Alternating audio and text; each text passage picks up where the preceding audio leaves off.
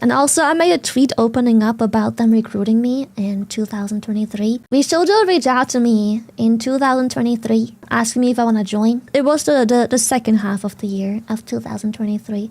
And when a few of the talents walked out, a little while after, they recruited people. I was amongst one of those people I tried to recruit. We got to the contract negotiation phase, which is where everything fell apart because I strongly disagreed with the contract. It was very greedy, very exploitative of my assets. I don't like a contract and it's robbing me. It doesn't mean that A, other people are getting the same contract, and B, doesn't mean that other people disagree with it as much. They try to monetize my assets that I worked for. When they reached out, I was very, very, very particular what I want and what I have to offer and my worth. And when they reached out, the person who reached out, they promised the fucking world. They had this big ass, long ass meeting and promised the world. And that was all beautiful. That was where everything, this is where everything is like, holy shit,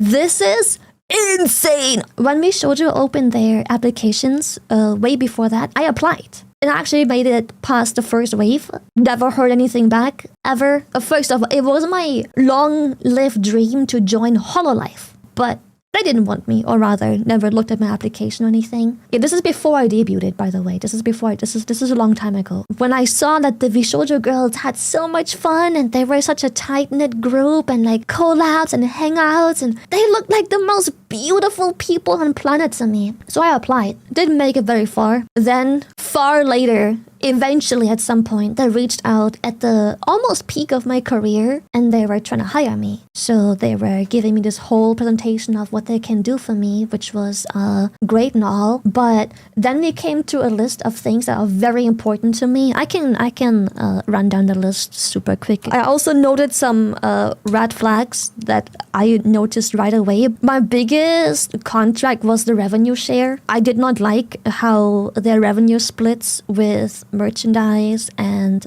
similar things. They wanted too much revenue share, way too much. And the money they offered me in exchange for taking this much of my revenue was just not even that was an insult. That was a genuine red flag because they kept calling 50-50 splits industry standard. Any corporate that hires you and always puts emphasis on industry standard, run. First of all, 50-50 is not the industry standard. Third-party deals was also the biggest red flag. They wanted 5% on third-party deals. I wanted them to negotiate it down to 0. Third-party deals is stuff that they have nothing to do with. It's me doing stuff. One thing that wasn't a red flag at first, I also told them, stay the fuck away from gamer subs. And at first they were like, sure, fair. But then they tried to be dodgy about it and they were like, for the time being, yes, until we renegotiate the contract. I was like, no renegotiation. And their excuse for this was, as part of vshojo and part of the brand name, part of the income and opportunities that come my way are due to vshojo in my name. And I said, no, all of these things are stuff I did myself. You don't touch it. The by far biggest red flag was I asked them to sign a non-compete between them and Mythic. They didn't want to sign that. I have proof of everything, by the way, and before anyone tries to pull some weird sneaky shit or vshojo try some weird sneaky shit, I have proof of everything. They then tried to argue when I asked about the non-compete. They were like, hey, we operate on a trust basis. And I was like, don't give a shit. Don't care. It's a contract. Trust basis. The second red flag was in this beautiful first interview where they presented everything of what vshojo can and will do for me.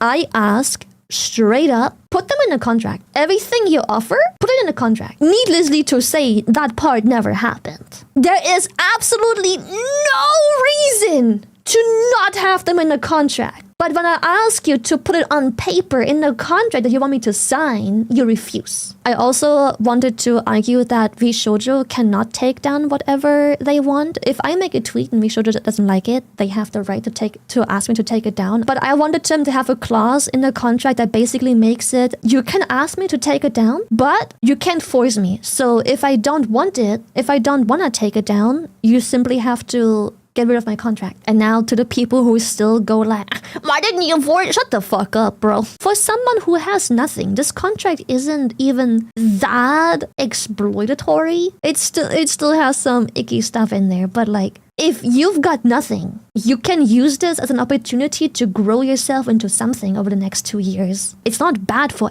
everyone, but it is absolute daylight robbery for people who are independent. Yes. Keep in mind, that contract had none of the things they promised. They said they operate on trust. Do you think in an agency, it sounds like you have everything handled? No, I don't. I've never wanted to be part of an agency. Okay, so the reason, still to this day, places like Hololive are something I would love to be part of, is because I want a community that is the talents. I would love a tight-knit group of friends who are all going to do through the same stuff, who are all part of the same thing, who are all doing the same in the same space, and connect with them, be friends with them, all of this. I want a team of people that I can lean onto, that I can do stuff with, that I can hang out with, that I can create content with, that I can rely on. I want that, and I still very much crave that. I still very much want that. It's still one of my goals. I still love that. This fucking industry, the absolute greed in this industry has fucking ruined me. If it ain't on black on fucking white, I don't want it. You can do a 180, retrace your steps, go back out the fucking door, bro. Don't care.